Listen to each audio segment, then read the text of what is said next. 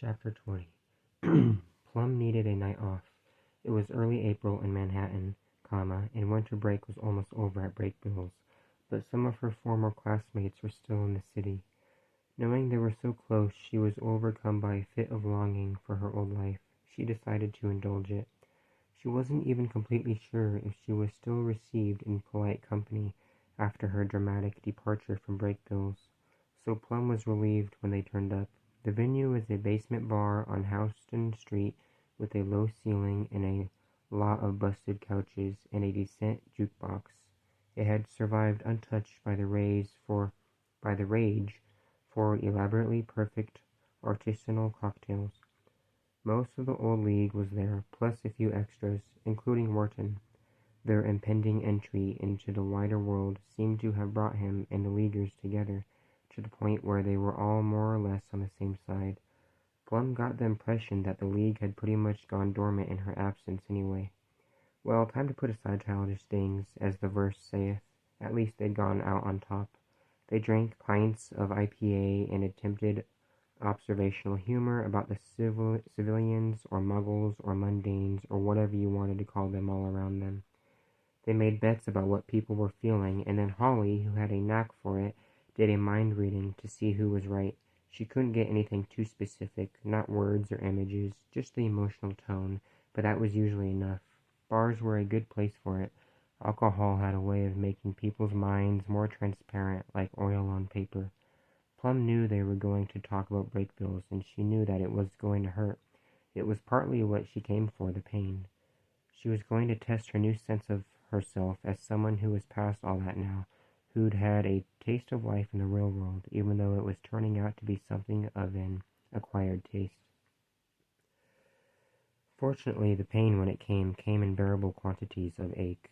Hearing news from the candle-lit bubble world of Brakebills helped her mourn for the comparatively simple, hopeful Plum who used to inhabit that world. Tonight would be a wake for that other Plum, the Plum who'd never tried that stupid prank. Rest in peace. She interrogated them methodically for gossip. They were absolutely teeming with it. With graduation coming, the fifth years were reverting to a state of nature. Everybody who'd been holding their breath for the past 5 years was letting it out. Even socially anxious, authority-respecting students had begun conducting risky experiments with sass.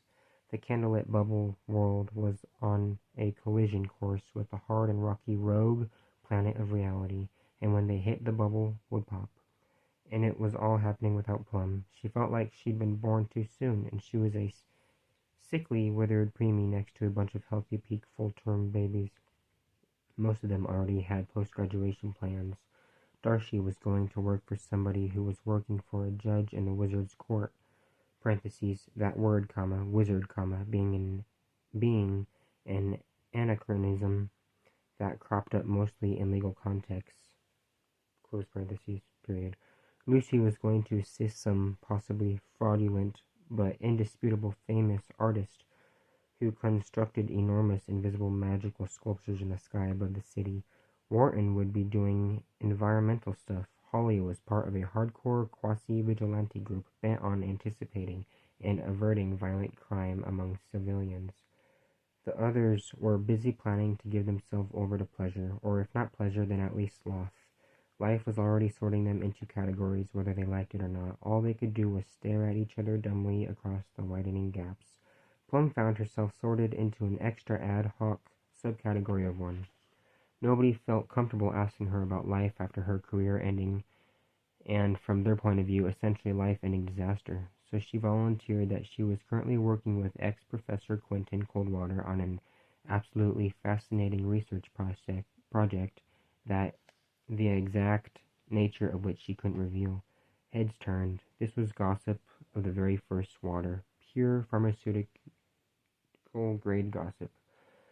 "Oh my God," Darcy said. Hand over her mouth. "Oh my God, tell me you're not sleeping with him. Lie to me if you have to. I just want to hear the words." "I'm not sleeping with him." Jesus, what an idea. Fortunately, Plum didn't have to pretend to be appalled at the idea. Quentin was like her know-it-all brother.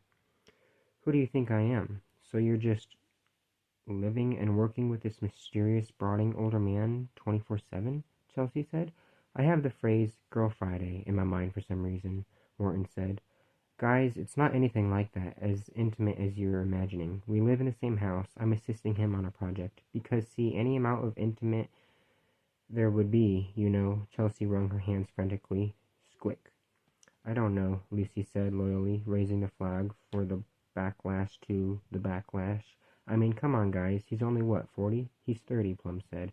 Sorry, it's hard to tell with the, the hair. I just meant that we're not in Humbert territory here. Not quite. We are not in any territory at all. God, there is no territory. All right, Darcy held up her hands. We surrender for now. I just wish you'd give us a hint about what you are doing. Plum did. She had enough. Something in her wanted to rise to the challenge of defending herself and Quentin too. At some point, she couldn't have said when this had gone from Quentin's weird impulse project to something she cared about too. She wanted it to work. Look, she said, I know it sounds weird, and I have total respect for everything you guys are doing. I do, even if you're just going to get high all the time and make light shows on the ceiling. Chelsea gave the double V for victory sign.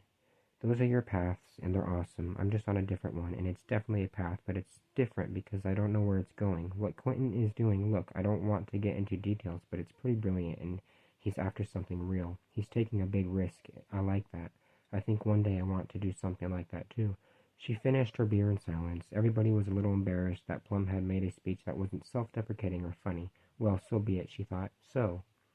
Darcy broke the silence. So you want to know what we're doing? We're doing magic, and if it comes off going to be... it's going to be a fucking masterpiece. That was magic for you, right? The thing about magic, the real kind. It didn't make excuses, and it was never funny. It wasn't completely true. They hadn't done any magic yet, but they would soon. The elaborate preparations in the fourth-floor room were starting to have an effect. One morning, Plum walked in and noticed something funny about one of the windows, a little square one set in the back wall. It looked dark, like something was covering it from the outside, whereas the others were full of Manhattan sunlight. The window wasn't blocked, but the view had changed. It looked out at somewhere else now, or maybe someone else. A silent steel-gray marshland in early evening. Miles of swaying, drowned grass and fading light stretching out to the horizon. Plum touched the glass where the other windows were cool. It was unseasonably warm. Weird. What the hell is that? I have absolutely no idea, Quentin said. Plum was enjoying her stint as a sorcerer's apprentice more than she would have thought. Morale was high. Once she'd learned that Fillory really was real, she'd braced herself for an assault from her depressive streak. The revelation seemed like the kind of thing that would give her depression a scary power and substance, but instead she'd found the news left her unexpectedly light and free, as if maybe it wasn't her chatwiness at all, but rather the bracing against it that had caused her so much trouble over the years. They spent a long, cold day up on the house's flat. Sticky tar paper roof finishing out the magical security up there. If any passing satellite happened to snap a picture, some truly weird shit was going to turn up on Google Earth. So tell me about Alice, Plum said. She was painting seagulls, black paint on black roof. I mean, more about her. This kicked off a long pause from Quentin, and Plum wondered if she'd crossed a line. She knew the basic facts, but he hadn't been forthcoming with a lot of details, probably because he didn't want to talk about them. But Plum did. She figured since Alice almost killed her, probably, she had the right to subject Quentin to a little explanatory interrogation. He obviously hadn't given up on his whole Alice project. It was lying fallow for the moment, but Plum wasn't fooled. What do you want to know? What was she like? What kind of stuff was she into? That kind of thing. I mean, I met her ghost or Niffin or whatever, but I didn't get a good sense of her day-to-day interests. Quentin stopped working and stood up and massaged the small of his back. Alice was great. She was kind, she was funny, she was weird, she was smart.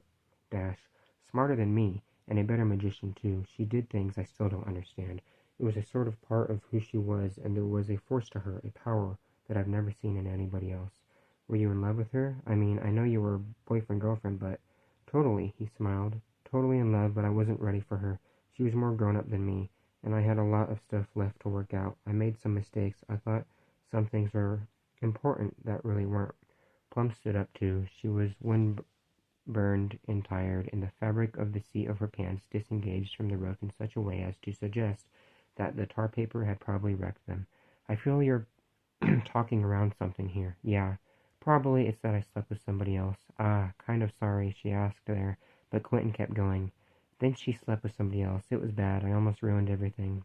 Then, just when I was starting to really figure things out, that was when she died. That sucks, I'm really sorry. It took me a long time to get over it. Plum's own romantic history so far had been pretty limited with minimal drama. It was one area where she felt comfortable lagging behind her peers, but she prided herself on her powerful philosophical insights into other people's relationships. So if you do end up somehow, bringing her back, do you think you'll be together? I mean, are you still in love with her? I don't really know her anymore, Plum. It was a long time ago. I'm a different person now, or at least I hope I am. We'd have to see. So you'd start over. If she wanted to, though I feel like we were only just about to get started. We wouldn't start over, we'd just start. Deep orange rays of sunlight meandered past, slowed by the vicious urban air they were passing through, full of floating particulates and toxic emissions. Bubbles popped in Plum's knees. Here's what I don't get. If we're so unready, if you were so unready, if you had all that stuff left to work out, why do you think she loved you? Quentin went back to mixing the smelly regent he'd been working on before. Pardon me. I don't know, he said. I never did know. That would be a good one to figure out. Maybe before you bring her back. The next morning was the dress rehearsal. They broke the enchantment down into its component spells, running through each of them individually, then in small groups, being carefully all the while not to let them combine into anything that was actually live and volatile. In cases where the spell involved some exceptionally expensive component or it was physically dangerous, they just mimed their way through it. Though once Plum forgot and spoke something she was supposed to skip, and just like that, there was bright light and heat in the room. For an instant it was unbearable, like when there's bad feedback in an auditorium. Shit, Quentin bolted, and she heard water running in the bathroom. When he came back, his fingernails were still steaming slightly. Sorry, Plum said. I'm sorry. Don't worry about it, though you could tell he was annoyed. Start over from the beginning. It was funny about magic, how messy and imperfect it was. When people said something worked like magic, they meant that it cost nothing and did exactly what you wanted it to. But there was lots of things magic couldn't do. It couldn't raise the dead, it couldn't make you happy, it couldn't make you good looking, and even with the things it could do, it didn't always do them right, and it's always cost something. And it was inefficient. The system was never airtight. It always leaked. On the big day, they agreed they would start at noon, but like anything else involving more than one person and a lot of moving parts, band rehearsals, softball games, model rocket launches, it took about 5 times longer to get ready than they planned. They cleared away the books and stacked them tidily in the corners, and they laid out all the tools and materials on trays, neatly labeled and lined up in the order they'd been needed in. Quentin stuck a list of the spells on the wall, like the set list for a gig. There were a lot of things they had, by mutual consent, skipped in the dress rehearsal, but which it turned out were really time-consuming, like reading out the full text of one of these old cultic chants 10 times. They started in on the low-hanging fruit, making sure that conditions in the room were optimal and were going to stay that way. Constant temperature, a little extra oxygen, low light from the chandelier, no weird magical incursions. They cast spells on each other to ward off any weird charges or energies, and to speed up their reaction times just a touch. Some of this stuff you just couldn't cast right at baseline human speed. Caffeine helped with that too, so they kept plenty of that around. The air in the workroom became still and cool, and it began to smell very slightly sweet.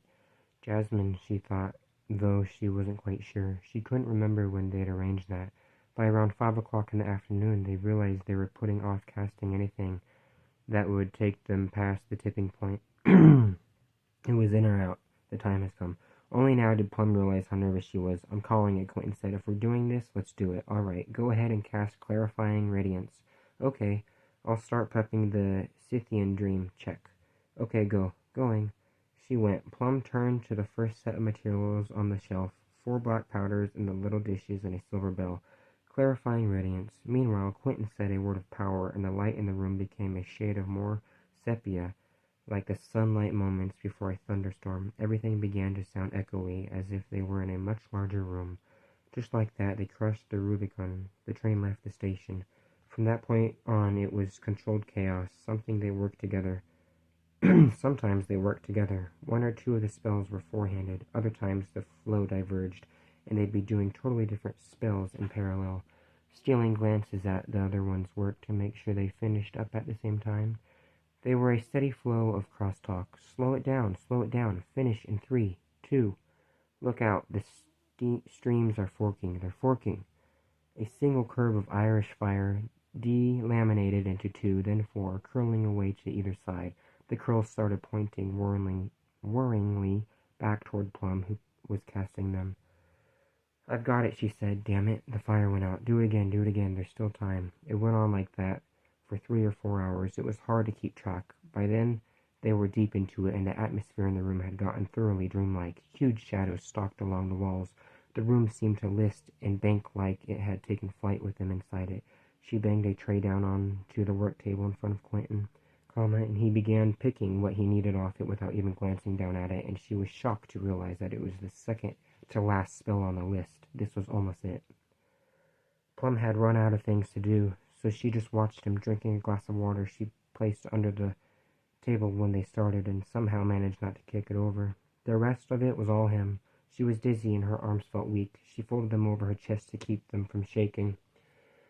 Plum didn't think her friends would have made fun of Quentin at that moment. For a while she'd fallen into the habit of thinking of him as a peer, basically, but over the past week she'd been reminded that he was a decade older and doing magic on a different level from her. Right now he looked like a young Prospero in his prime. He'd taken off his jacket and rolled up his sleeves of his white dress shirt, which was writhing with sweat. He must have been tired, but his voice was still firm and resonant, and his fingers were working with a practiced crispness through positions she'd never seen before, the tendons standing out the backs of his hands. This was the kind of magic Plum thought she would do when she would grow up. Big surges of power were flowing through the room. It crossed her mind that spells like this were exactly what turned people into Niffins when they got out of hand. Huge tranches and structures of magic that so far she'd only ever been in isolation were colliding and interacting like weather systems. The intensity doubled and redoubled itself. Without warning, the room juddered and dropped, leaving them in a free fall for an instant. If it had been an airplane, the oxygen masks would have come down. Quentin's voice sounded artificially deep, and he started to tremble with the effort of keeping everything together. He hastily dragged an arm across his forehead. Staff, he said. Staff! The second time he barked it loudly, and Plum snapped awake and turned and grabbed the blackwood staff from where it stood, leaned up in one corner. He was hitting the panic button. Quentin grabbed the staff from her quickly, blindly, and as soon as it was in his hands, it began jerking and vibrating like it was attached to a line with an enormous fish on the other end, or a giant kite caught in a high wind. She moved to help him, but he shook his head. Better not touch me, he said through clenched teeth. Could be bad. The air was thick with the smell of burning metal and the sweat of tired magicians. She could sense it in the room with them now. The land itself, an angry, hungry, thirsty, infinite thing demanding life, ready to take it from them if it had to. It cried out with an almost human voice. A spray of golden light erupted from between one of Quentin's fingers. That must have been one of Mayakovsky's coins going. Scenery raced past the windows, all of them now too blurred to make out. Space distorted grotesquely, and for an instant the room looked stretched out of all proportion, fish-eyed, as if bulbous blister had formed on the surface of reality itself. Plum was scared of what would happen if it burst. Quentin shouted in pain or triumph or despair. Plum couldn't tell which. Nothing. He spun the staff and banged the silver-shod end against the floor with a sound like a gunshot. She felt the shock through the soles of her feet. The wires in the ceiling and walls went red-hot, and the letters on the floor burned white like magnesium. Then they faded again, and bit by bit it all stopped. The floor stabilized. The air was still again. A couple of candles hadn't blown out, and their flames wobbled and then straightened up. Quentin collapsed forward onto the table. The room was silent, except for a faint, high, silvery tone, though it could have been her ears ringing. The world outside the window had become lower Manhattan again, and even that odd little window in the corner. Quentin raised his head and straightened up. He peered around up at the ceiling into the dark corners of the room, curiously. He looked over at Plum. She pointed behind him. A red door had appeared in the wall. It was painted wood, banded with black iron that had been worked into elaborate curves and fairy spirals. Quentin dropped the staff, and it clattered to the floor.